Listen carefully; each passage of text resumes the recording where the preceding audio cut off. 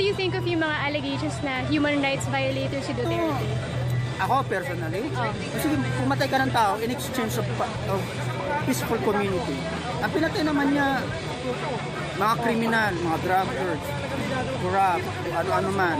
Putulan niya ng kamay kung nagnakaw, di ba? Putulan niya ng ari kung nang rape. Sa Saudi din yan. Nang rape ka, putulang ari, kulong ka, patpitay ka pa. Worst come scenarios. Di ba? Pag nagnakaw ka, putulang kamay. Ang mga tao dun sa rape. Mag-iwan ka ng cellphone, hindi kami natatakot kasi nga, everything is secured.